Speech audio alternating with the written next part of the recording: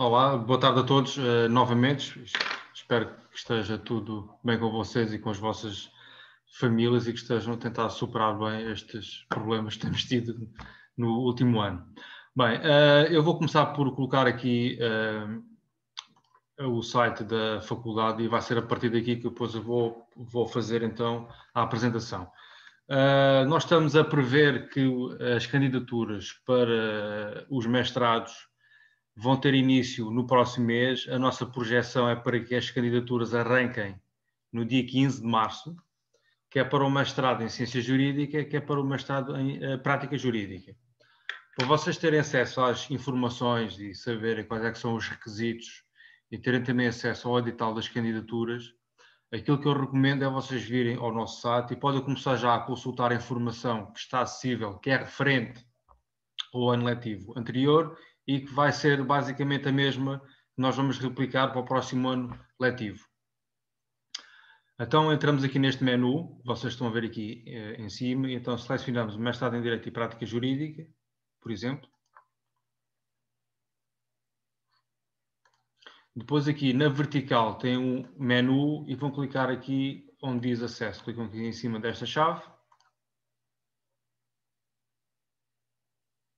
E aqui tem informação sobre os vários temas que estão aqui explícitos neste menu, os requisitos de acesso, o chamado acesso condicional, que é para os alunos que ainda não concluíram a licenciatura, e aquilo que eu considero mais importante é como é que a candidatura é feita. A candidatura é exclusivamente feita online e aqui por baixo tem depois um manual em suporte vídeo, que eu vou clicar aqui.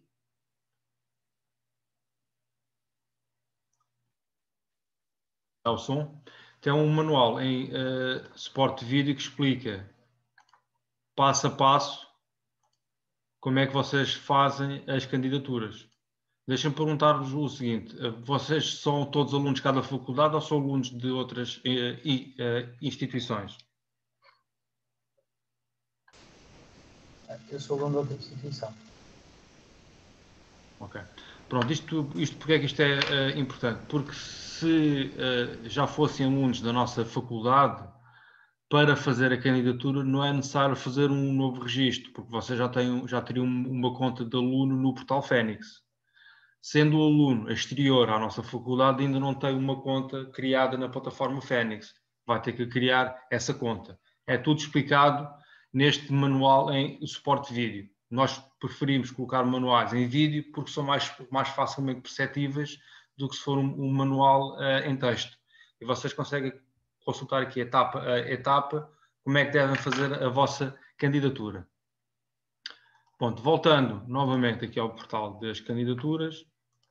Antes, como eu vos tinha dito há pouco, a informação que está aqui ainda é a informação relativa ao ano anterior, mas basicamente vamos replicar a informação que está aqui. A única coisa que vai mudar para já é os prazos de candidatura. O ano passado começámos em abril, no dia 13. Este ano estamos a pensar em antecipar um mês. Vão começar no dia 15 de junho. E geralmente estes prazos costumam decorrer durante um mês e meio, ou seja, um mês e meio para a primeira fase e para a segunda fase cerca de um mês.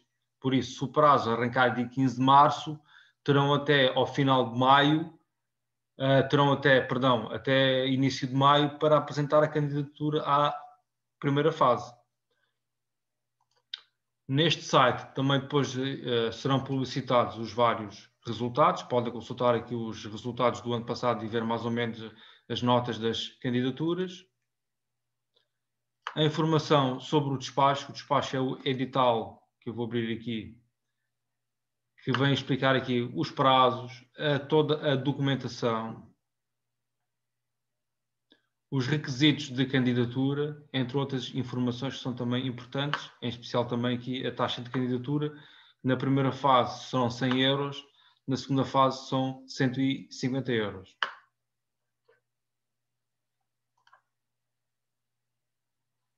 Ok? Pronto. Para os mestrados, em termos de operacionalização da candidatura, é basicamente aquilo que eu vos estive a explicar agora. Isto convém agora também da vossa parte, havendo o interesse em se candidatarem à nossa instituição, lerem também a informação que está disponível no nosso site. Se tiverem depois alguma dúvida, nós temos aqui alguns canais próprios, onde poderão também pedir algumas informações. Temos aqui um serviço de atendimento online através do chat do Facebook, que funciona todos os dias úteis, entre as 10 e as 13 horas. Nós temos uma pessoa dedicada exclusivamente a fazer este tipo de suporte pela plataforma Facebook.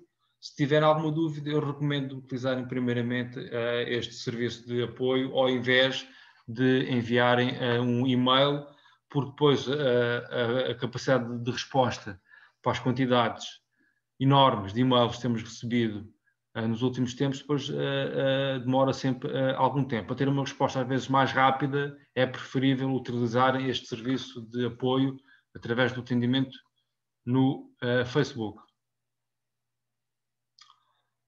Depois, temos a mesma coisa para o mestrado em Direito e Ciência Jurídica, em que o processo de candidatura também é basicamente igual. O que muda aqui são os requisitos de acesso. Enquanto no mestrado de Prática Jurídica podem-se candidatar titulares do curso de Direito com nota mínima de 10, no caso do mestrado em Ciência Jurídica, a informação é diferente. A nota mínima terá que ser de 14 valores. Quem se candidatar com uma média inferior a esta, nós não vamos anular a candidatura, mandamos depois a candidatura para a Comissão de Estudos Pós-Graduados, que é um grupo de trabalho com alguns professores, que vão analisar o currículo do aluno e ver se eventualmente poderá haver aqui algum outro aspecto do currículo que possa ter especial relevo para a candidatura e que, com base nisso, possa ser aceita alguma candidatura em que o candidato tenha nota mínima de candidatura inferior a 14 valores. Bom, basicamente, as diferenças entre estes dois mestrados: o mestrado de Prática Jurídica tem duração de 1 ano e meio, 3 semestres, confere um grau de mestre com o total de 90 créditos, 90 ECTS. Com o mestrado de Prática Jurídica, tem a possibilidade de, no último semestre, podem fazer uma dissertação ou podem fazer um estágio. Nós temos aqui algumas informações sobre as entidades que já estão protocoladas e com as quais vocês poderão fazer um estágio se ingressarem no mestrado de Prática Jurídica. Tem aqui alunos, apoio ao aluno, saídas profissionais.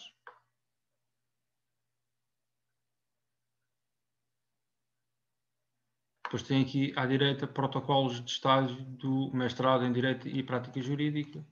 Podem clicar aqui. E tem aqui uma série de entidades com as quais nós temos um protocolo para que os alunos que optem pelo estágio no último ano, no último semestre curricular deste curso, possam então ir fazer um estágio numa destas entidades.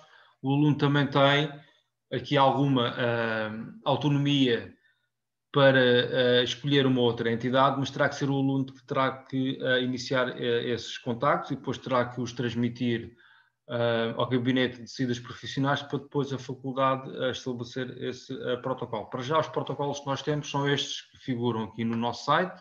Se porventura o aluno estivesse interessado numa outra entidade, o aluno terá que fazer os contactos, terão que partir primeiramente por parte do aluno e depois a formalização do protocolo já terá que ser feito pela faculdade. Isto no caso do mestrado em Direito e Prática Jurídica.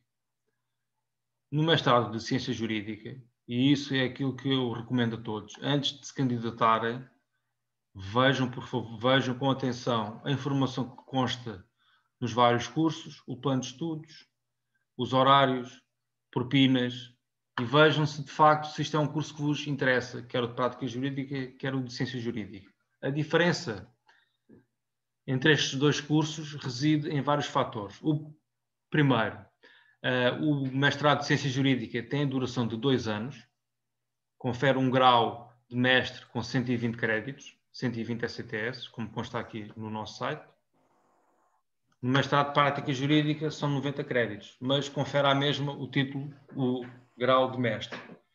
O último ano do mestrado em Ciência Jurídica não tem opção de estágio, só tem a opção de dissertação, em que vocês depois escolhem um tema, escolhem um orientador e depois têm um ano para fazer a dissertação, podendo depois, se o entender e se necessitarem, poderem pedir 2 prorrogações, cada uma no máximo de 6 meses. Claro está que depois terão que pagar uma propina correspondente à prorrogação que solicitarem na altura. Este curso é um mestrado mais virado para a ciência, mais virado para o ensino, enquanto o mestrado profissionalizante, enquanto o mestrado em prática jurídica, é um mestrado mais virado para a vertente profissional, digamos assim. Pronto, isto era aquilo que eu tinha para dizer nesta primeira introdução. Estou disponível para algumas questões que queiram então colocar. Obrigado a todos.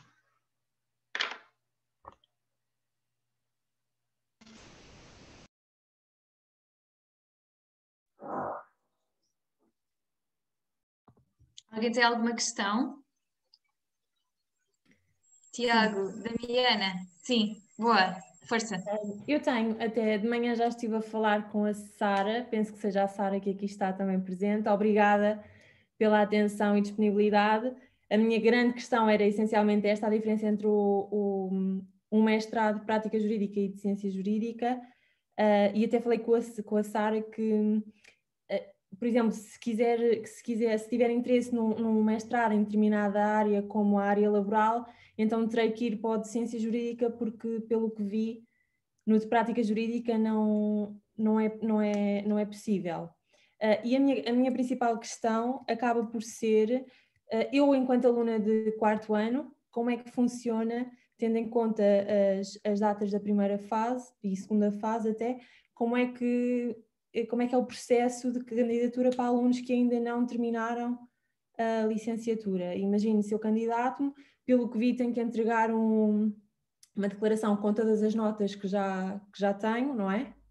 E depois fico num sistema condicional, não é? Fica condicional. Eu vou-lhe explicar como é que foi o ano passado. No ano passado nós tivemos, eu vou só compartilhar aqui na tela, que assim conseguimos perceber melhor. O ano passado, no mestrado em prática jurídica, nós tivemos 2 fases. Deixa-me ver aqui, acesso.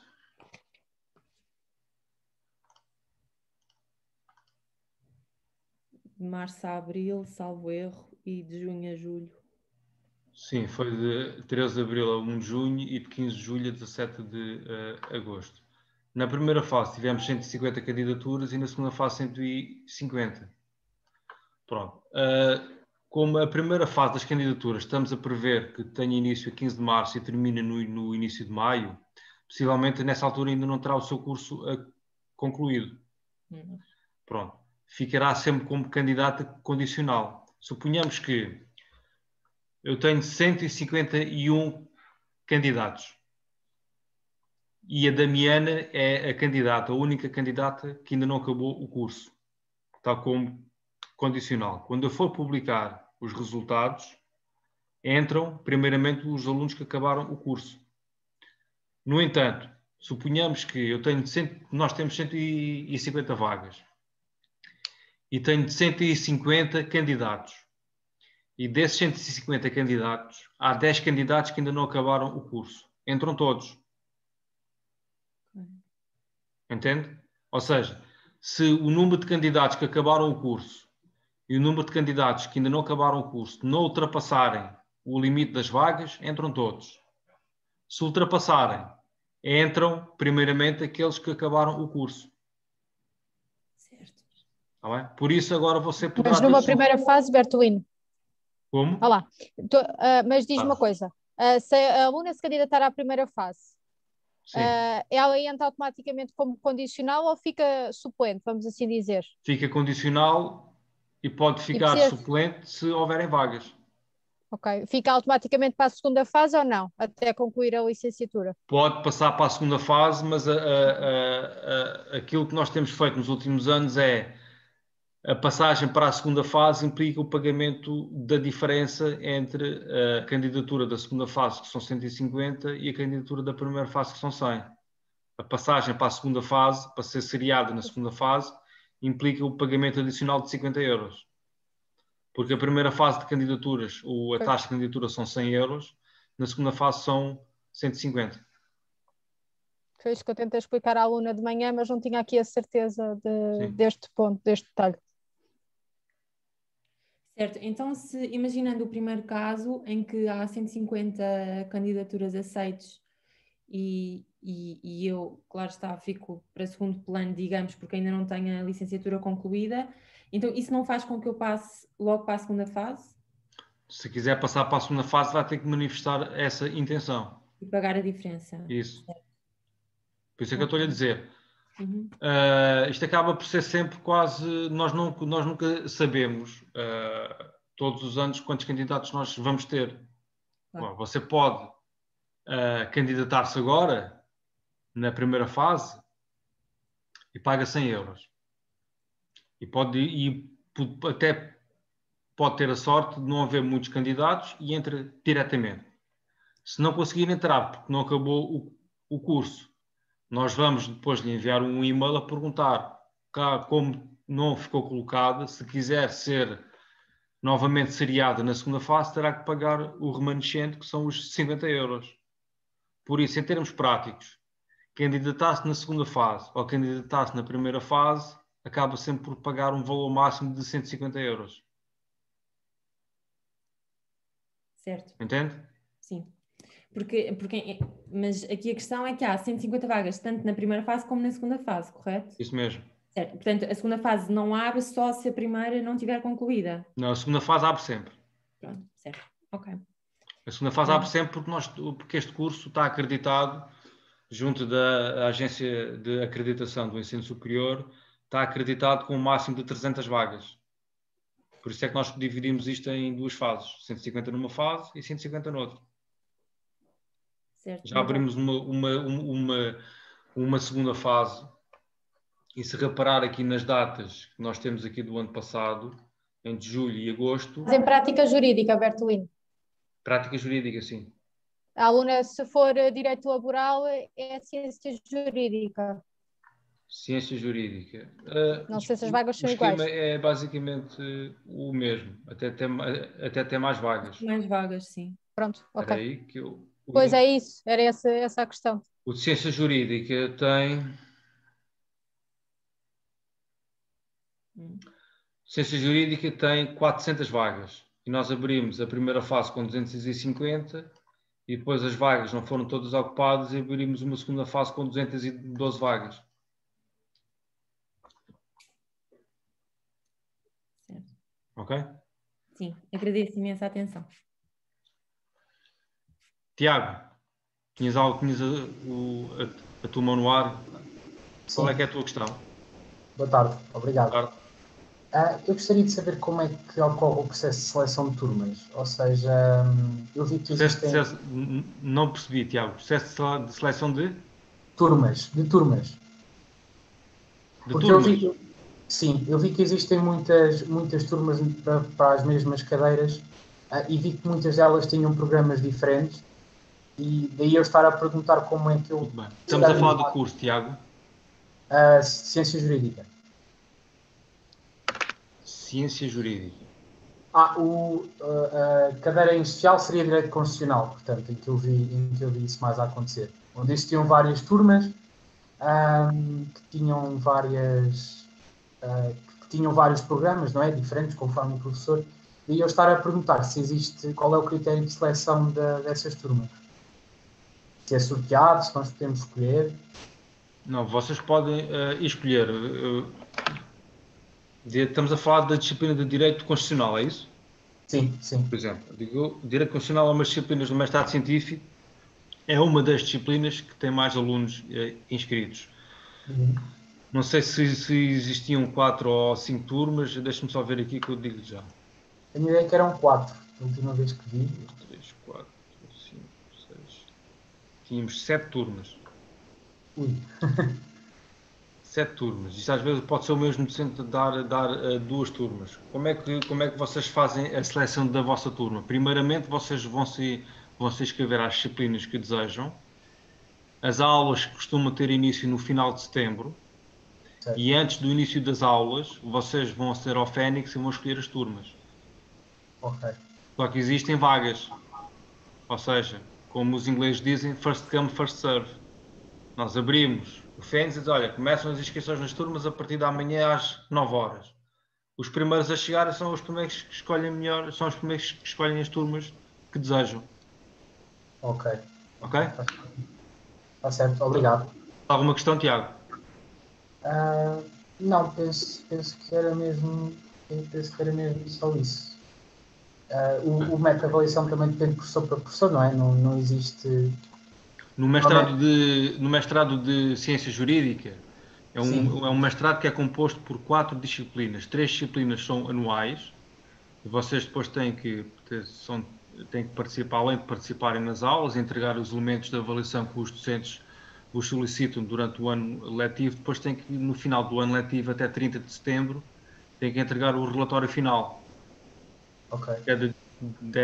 Para essas 3 disciplinas. Depois vocês têm também uma disciplina que é uma disciplina semestral, que funciona unicamente no primeiro semestre, que é a metodologia de investigação científica.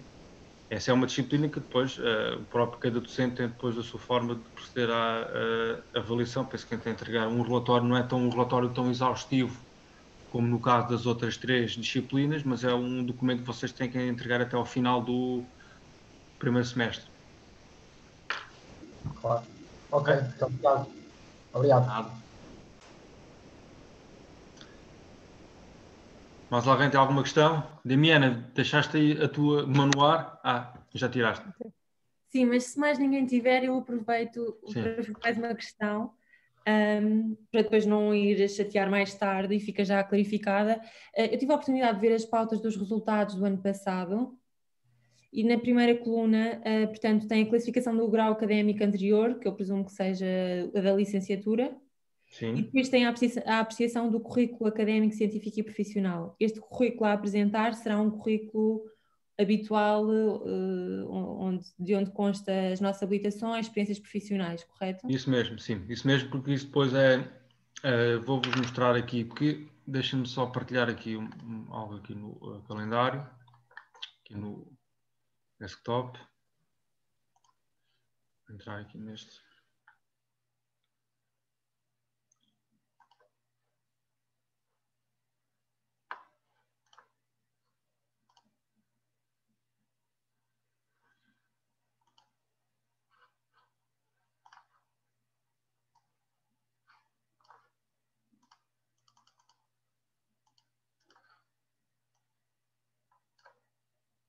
Pronto, as candidaturas são sempre apreciadas nos termos das normas que constam do regulamento. O critério 1, que é a classificação do grau académico anterior, e depois o critério 2, que é a apreciação do currículo académico, científico e profissional. E esta classificação é feita pela Comissão de Estudos Pós-Graduados, que analisa cada processo e cada currículo e a documentação submetida pelos vários candidatos, que depois atribui uma pontuação de 0 a 200. E depois é com a média, a nota de candidatura é a média do critério 1 com o critério 2. Por isso é que depois vos aparece aqui classificação do grau académico anterior e a apreciação do currículo académico, científico e profissional. Por exemplo, vocês terem uma pós-graduação nesta área é um elemento positivo para que a apreciação do vosso currículo seja melhor.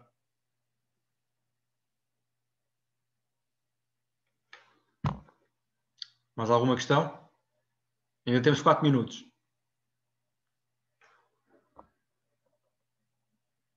Rita, não tens dúvidas?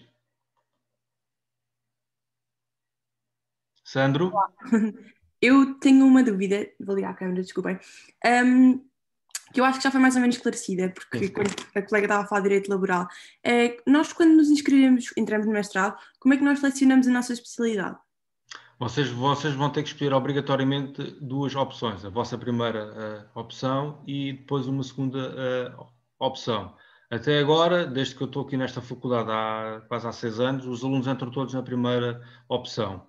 Nós só vos pedimos para vocês selecionarem uma segunda opção para o caso de, imaginemos que de repente todos os candidatos querem ir para uma ou duas especialidades e não há professores suficientes. Isso nunca aconteceu, mas por forma de fazermos as coisas com alguma segurança, solicitamos sempre que vocês escolham 2 opções. Rita, naquele vídeo que eu falei há pouco, que explica o processo de candidatura, a dada altura no vídeo também explica lá onde é que vocês indicam qual é que são as vossas opções em termos de especialidade, está bem? Já agora, é possível complementar a especialidade de ter, por exemplo, Direito Empresarial com uma cadeira do Direito Empresarial Internacional? Acrescentar ao programa? Como assim? Não estou Há um plano curricular para cada especialidade, certo? É possível ir buscar a outras especialidades, cadeiras específicas que nos interessem? Eu vou mostrar aqui, estamos a falar de mestrado de prática jurídica ou de ciência jurídica? Prática jurídica. Prática jurídica. Nós temos que fazer o que está no plano de estudos, está publicado em Diário da República. Vocês entrarem na página inicial deste mestrado ou de qualquer outro mestrado, vocês têm aqui o Regulamento do Ciclo de Estudos, Mestrado de Direito e Prática Jurídica. Vou clicar aqui. E aqui tem as várias especialidades. Qual é que era a especialidade que estava a referir? Eu tinha aberto aqui a Direito Empresarial. E depois, por exemplo, tem no plano de estudos, Direito da Empresa. Pronto, tem o primeiro ano curricular e o segundo ano curricular. Mas imagino que eu quero fazer, por exemplo, arbitragem e mediação da especialidade de Direito Comercial Internacional. Eu posso me inscrever ou só posso cumprir o plano? Você tem que... numa primeira fase tem que cumprir o plano rigorosamente como ele está aqui. Deixa-me voltar aqui atrás. Na especialidade de Direito da Empresa, o aluno deve realizar obrigatoriamente 28 ECTS em unidades curriculares da opção restrita. Uhum. Ok? Vamos então ao plano de estudos. Ou seja, você no seu currículo vai ter que fazer 4 opções de opção restrita. Se lhe restar uma opção livre, pode escolher qualquer outra disciplina que seja oferecida noutra especialidade. Ok, sim, era isso, obrigada. Ok? Sim, obrigada. Nada.